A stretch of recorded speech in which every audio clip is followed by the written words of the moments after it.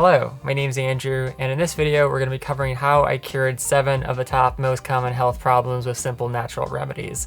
So basically what got me thinking about this video is that I've been doing a van build and I've been working some really nasty toxic adhesives and stuff like that. And today I finally got onto a portion of the build that was more natural and enjoyable. I'm installing some wool insulation and it just smells amazing. It has this kind of earthy smell to it, and it feels soft and nice, and there's no like toxic particles or metal dust or anything coming off of it. And so I was just looking back on the past 3 years of my life when I really got into naturopathy and try to heal things in a more simple, natural fashion.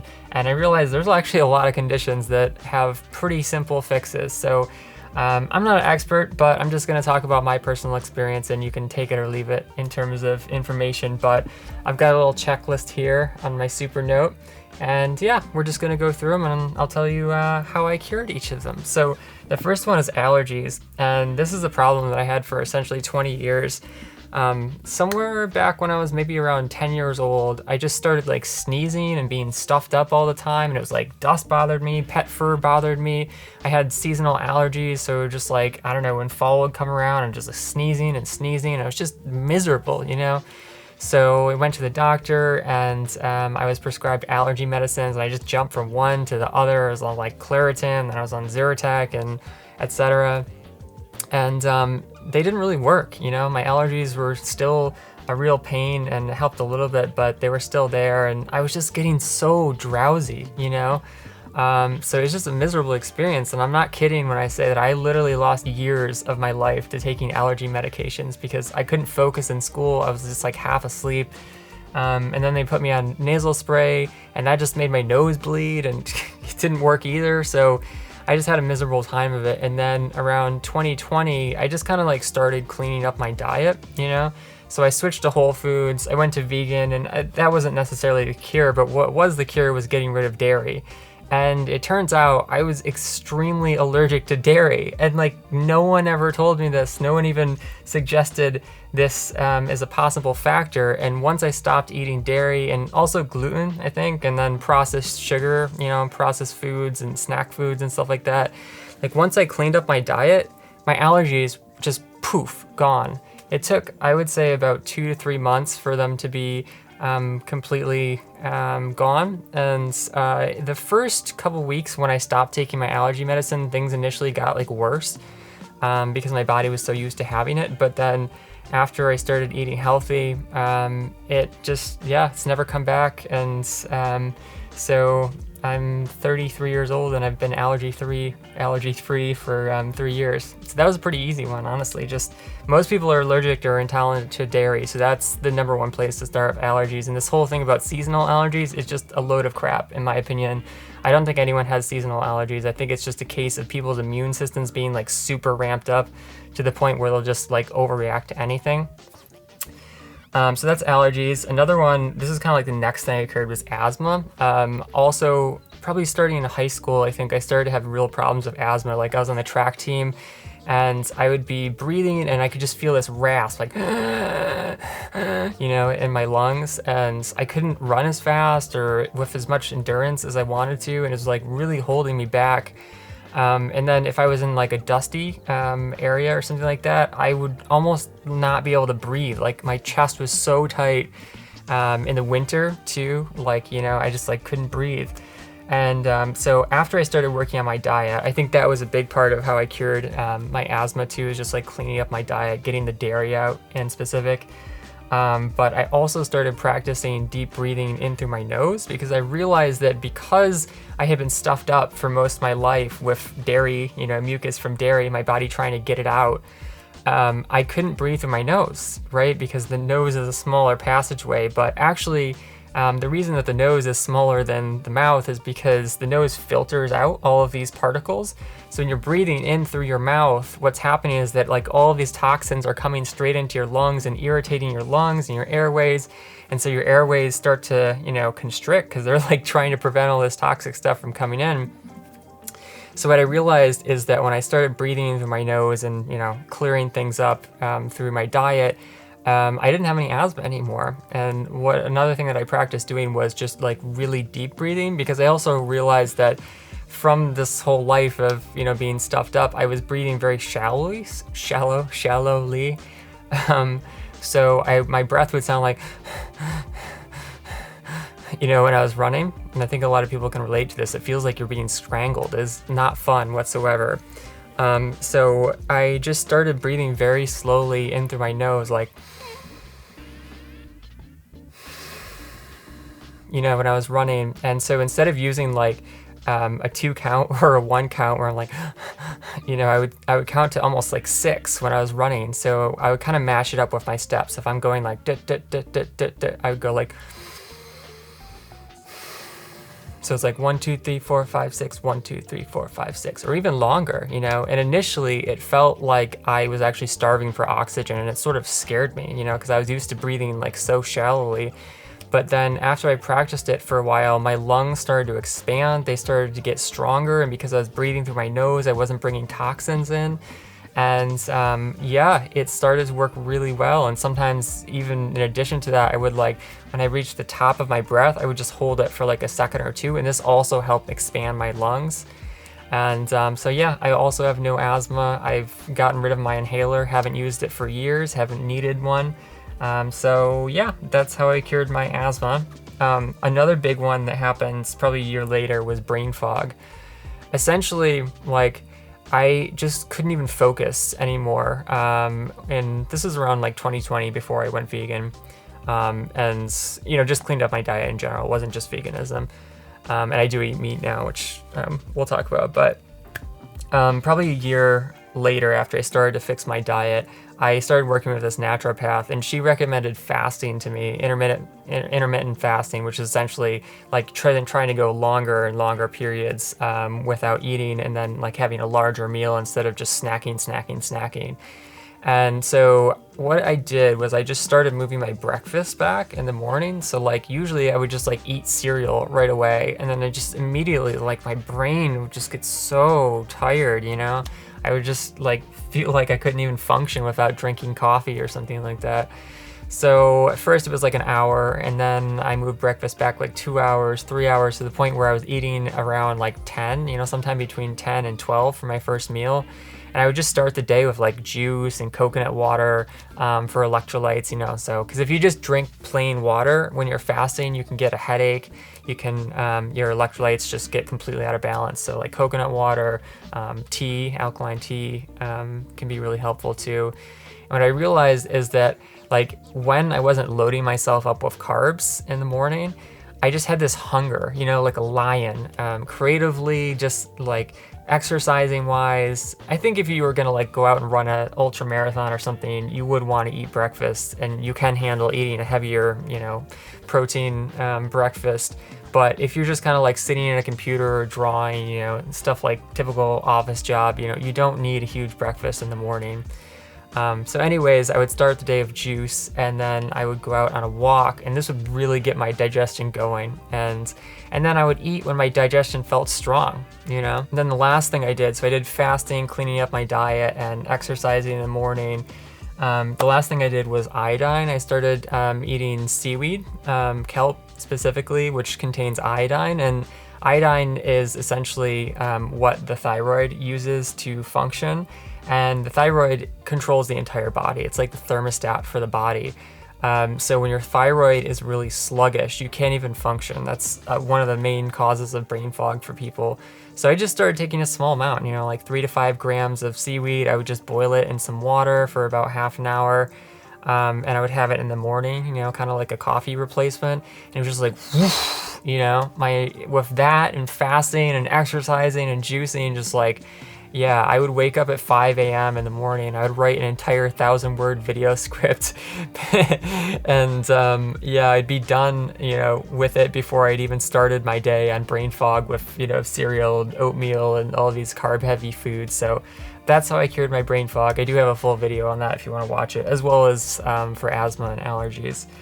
But the fourth condition that I cured was just my digestion in general. I found that even once I started eating whole foods, I was still having problems with like acid reflux, and occasionally I would get like diarrhea or throwing up if I ate something, you know, not good, but I didn't really know what it was that was causing problems for me. And so what I did for this was I switched to a mostly alkaline diet. And if you don't know, there's like acidic foods and then there's alkaline forming foods. And when you have too much acidic food, this can lead to acid reflux, and you just kind of feel really awful. It's really easy for bacteria to take over your gut because bacteria loves an acidic environment. So essentially alkaline foods would be like papaya, pears, green beans, anything, you know, that doesn't taste acidic. And an interesting thing to note about this is that there are some foods which are acidic but then become alkaline forming, like lemon, for example. You hear people say that if you have digestive problems, you might want to squeeze some lemon into water. However, when you first start out, when you have serious gut issues, whether it's leaky gut or acid reflux, you want to be careful with foods like this, because even though they are alkaline forming, you need like a strong, you know, digestive acid in order to like digest them first, so that they can become alkaline forming. So you want to stick with things like papaya when you're starting out. You know, squash is a really good one if you're trying to fix digestive issues. And just to give you an example, like I was in the Adirondacks at one point, and this stranger just offered me a pastry, and like I had been off gluten for a long time at this point, but there must have been something wrong with it. It must have been old or whatever, because I was just like puking for days. It was just awful. So essentially my digestion was like back to zero, you know. So I got on an alkaline diet. I was just eating like squash and fruit and carrots, and, you know, just like really basic, and, you know, lots and lots of water, filtered water. That's important because most water has fluoride and chlorine in it to kill the bacteria, but it's also really toxic to your body, and it dries you out and so on and so forth. But yeah, just getting on a really gentle diet, and you don't have to be on that diet forever. You can reintroduce meat as much as you can handle, as long as it's free range and wild caught. Usually I eat free range bison and elk. I've been eating quail eggs, which work really well for me, as opposed to chicken eggs, which I find that I have problems with. They seem to have a lot more bacteria, you know. Then I also eat wild caught salmon, which is amazing for omega-3s. And all of those things should be fine as long as your digestion is strong enough to handle them, and you're incorporating other things, you know, fiber, green beans and leafy greens and things like that. So anyways, that's how I solve my digestion. Fasting obviously is also really great for helping your digestive system reset. Another big one, number 5, is plantar fasciitis. And this is something that I hear people over and over and over complain about on my channel, because I make videos about barefoot shoes. And for that one, I think it was back in 2017, I was working as a shoe salesman, and I had tried all these different shoes, and then I got interested in, you know, zero drop, so I was trying like the ultra shoes. But what I realized is that anytime I had cushion, you know, squishy cushion, it felt really good. But the problem was that my foot was like sinking into it, and it was like really struggling to stay stable. But when I walked barefoot, I had none of these problems.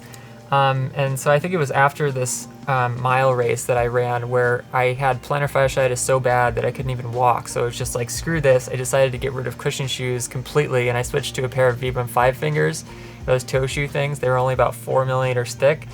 And I was also wearing Vivo Barefoot Primus Lights, which similar, 4 millimeters, more of a regular, you know, kind of non-toe shoe look. And I just gradually transitioned to them. And once I was fully transitioned, you know, I never had a single injury. It's been 7 years. I sometimes go barefoot, or I'm wearing barefoot shoes, and I never wear cushion shoes anymore. I've never had a single problem with injuries. And yeah, it was a pretty simple one. Obviously you want to take it slow, but when you're barefoot, your foot has always the support that it needs, you know, because it's on a flat, firm surface. And then it can also flex, especially if you have a very thin barefoot shoe, you know. If you have a cushion shoe, it won't flex, you know, so it's very unnatural. And also, even though it kind of feels soft, because it doesn't flex, because your foot can't react quickly to the ground because it's so thick, what happens is you you start doing this, you know, so impact on the whole body, not just plantar fasciitis, but joint problems, muscle problems, and, you know, even hairline fractures of bones can happen with cushioned shoes. And then the other thing to consider about shoes is that most shoes have drop, which means they're tilted forward. And this is completely insane because the human body is meant to be straight up and down, right? You know, with a flat foot on the ground, you know, you look at the human foot, it's not raised like this, right? So when you raise the shoe up, it completely misaligns the spine and the whole body, and it creates problems. And then one last thing that really helps for plantar fasciitis, obviously drinking lots of water, staying hydrated so that your muscles and your tendons have lots of flexibility, but also you can make sure to eat enough magnesium in your diet. Magnesium is really, really important for flexibility. If you don't have enough magnesium, you're gonna get all kinds of problems with muscle cramps. If you're cramping all the time, this is a sign that you're either dehydrated or you have a magnesium deficiency. And if it's really bad, you can take magnesium glycinate. That's really helpful. It doesn't affect your digestive system, doesn't give you diarrhea like magnesium citrate, which is really bad. So Solaray is a good brand for this. You can take anywhere from 350 milligrams, which is one capsule, to 1,400 milligrams. I oftentimes take it at night because it helps me get some really amazing sleep and wake up feeling rested as well. And you know, if you have problems with like a stiff back at night, magnesium's really excellent for that too. So yeah, that's how I cured plantar fasciitis. And number 6 is skin. So I had huge problems with acne when I was in high school. It was just constantly breaking out. My skin was super dry, and I had it on my back too. And so I think this is around 2021 when I was working with the naturopath who I mentioned about fasting. She was like, yeah, just stop showering. I'm like, what? And she's like, just try it. So I stopped showering. I didn't shower for 2 months. Like, can you believe that? I would wipe myself down with like a cloth and some filtered water, but what I realized is that the water that comes out of the shower is full of chlorine. And like I mentioned, chlorine dries out your skin. It's really, really bad for you. And so when I was showering every day, it was just completely drying my skin out. And what happens when your skin gets dry, your whole body is dry, is that the face has to produce oil, especially on the face, in order to compensate. And so your pores get all clogged up, and then yeah, it's just bad news. Skin can also be related to like eating too much sugar or eating things that don't work for you digestively, so that's another thing to look at. But in terms of showering, like I did start showering again, not nearly as much as I used to, maybe a couple times a week, but I use filtered, like a filter. I get mine from Aquasana. They're also clearly filtered, makes a really nice one. But you just install it on the shower head, and it doesn't get rid of all the chlorine, but it gets rid of enough of it that you can take a shower without it irritating your skin and drying you out too much. So yeah, all of my back acne went away, my skin acne went away. It'll come back occasionally if I eat something that I shouldn't, you know, like if I have way too much sugar, or if I have gluten, like from a family member's house, and you know, they offer me something and I just like, you know, eat it to be nice, and I will wake up the next day with spots. But yeah, if I stick to my diet, if I don't use chlorinated water on my skin's super clean. Yeah. So that's how I cured my skin problems. And then the final one is weight. And this is really interesting because some people struggle with like having too much weight. And then for me, it was like struggling with being too skinny, or so I thought. So like I had basically been skinny my whole life. My metabolism is just fast, you know, unlike most people's, which is slow. And so I thought that in order to be like confident, in order to be attractive, I had to start weightlifting, which is what a lot of guys do, right? It's just sort of like taboo to be skinny as a guy. So I started lifting at the gym, and I was leg pressing like 500 pounds and bench pressing 200. It's kind of hard to imagine seeing me now, you know, because I'm super slender. But yeah, I was like 170 pounds. It was just crazy. I was a beast. And it was just interesting because like I didn't really gain any confidence at all, you know? If anything, I felt less confident because I was sort of like relying on my muscles as a crutch. I thought like, well, if I like get to this certain weight, if I have like certain size biceps, then I'll be attractive and I'll be confident and, you know, whatnot. And it just didn't happen at all. I was not confident. I felt, you know, awkward trying to talk to people and meet people and so forth. And so around, I think it was 2019, I had this just like mystery joint pain problem pop up, and like I couldn't even lift weights anymore. And so I quit the gym, and then I quit lifting free weights, and then I quit even doing calisthenics. And so all I was doing was walking and running, and my body weight went down to around 130 pounds. So I lost 50 pounds. It was like insane, you know? But then like over time, I realized that I actually like being skinny, you know? It feels like the natural form of a human body to be skinny. I'm not talking about like unhealthily skinny, you know, like where you're starving for nutrition, but just like slender, you know. I still have muscles, and now I call it being skinny strong, because I can do anything that I need to do. I have like insane endurance for running and hiking. I can backpack for miles and miles and miles and never get tired. And yeah, so I can, if I'm like helping my mom out with something in the garden, I can lift 50 pounds of bags, 50-pound bags of soil, or, you know, or a giant plant or something like that. And the thing that it made me realize is like, why was I trying to put on these muscles? Like, when was I ever going to use them? And I was looking back at the past 10 years, it was like, not once did I ever need to leg press 500 pounds outside of the gym. You know, it was just a waste. And the thing was that in order to maintain that weight, I was having to like chug whey protein shakes and just plates and plates of eggs, and my digestive system was just like taking a beating, you know? It was like I was falling apart because I was trying to force feed so much food into myself to change my natural body type. But anyways, yeah, I mean, most people will struggle with the opposite problem. They have too much weight and they're trying to lose weight.